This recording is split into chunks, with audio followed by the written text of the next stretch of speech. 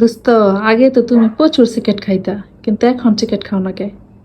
আচ্ছা, মূলত আমি পূর্বে যে গুনাহটা করেছি এজন্য প্রতিনিয়ত আল্লাহ তাআলার কাছে ক্ষমা চাই। আল্লাহ তাআলা যেন আমাকে পূর্বের এই ধূমপানের যে গুনাহটা আছে এটা যেন ক্ষমা করে দেয়।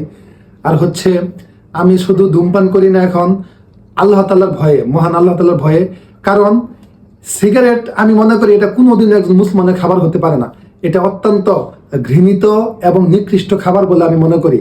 কেননা সিগারেট এমন একটা নিকৃষ্টতম খাবার যেটা যে খাবারের উপর লেখা থাকে ধূমপান ক্যান্সারের কারণ। তারপরে মানুষ এগুলোর অকপটে খাচ্ছে। অনেকে এটাকে হালাল মনে করে খাচ্ছে, অনেকে এটাকে এই মাকরু মনে করে।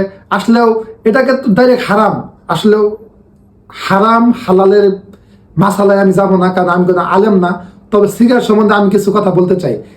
সিগারেটই এমন একটা খাবার যেটা শরীরের প্রত্যেকটা অঙ্গ প্রত্যঙ্গের ক্ষতি করে। আল্লাহ তাআলা কিন্তু কোরআনে ডাইরেক্ট উল্লেখ করে দিয়েছেন যে তোমরা তোমাদের নিজেদেরকে ধ্বংস করে দিও না।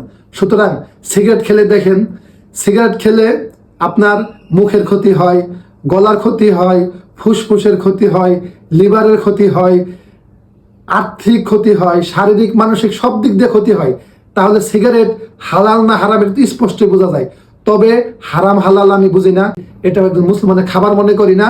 আর এটা আমি জাহান্নামের খাবার বলে মনে করি, কারণ ধোঁয়া আর আগুন হচ্ছে জাহান্নামের খাবার।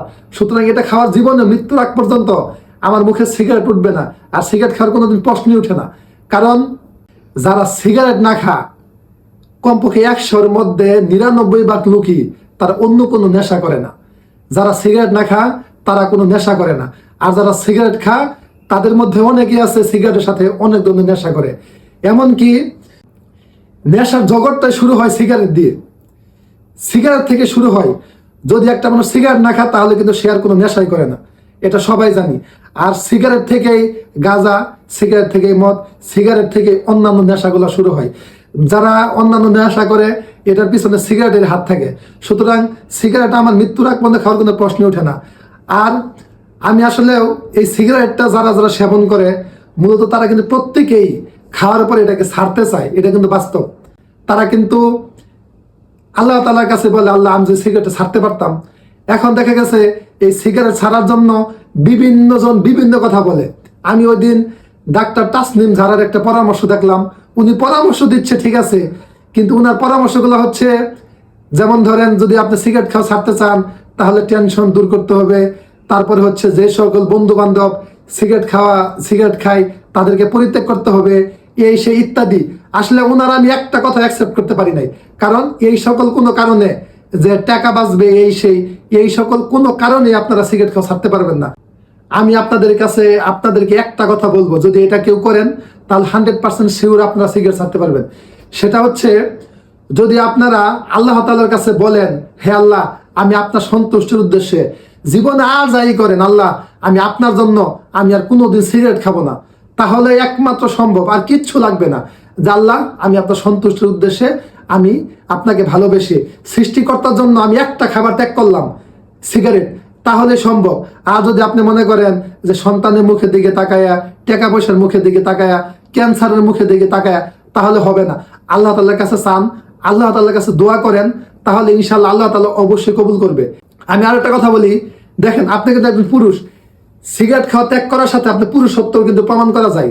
যেমন ধরেন আপনার কন্ট্রোল আপনার নিজের কাছে আছে কিনা, আপনি কি কোনো কিছুর কাছে আপনি কি বশীভূত হয়ে গেছেন কিনা, আপনি কি নিজেকে কন্ট্রোল করতে পারেন কিনা, মানে আপনি কি আপনার আছেন কিনা, এটা প্রমাণ করতে হলেও আপনাকে সিগারেট খাওয়া ত্যাগ করে নিজেকে প্রমাণ করতে হবে।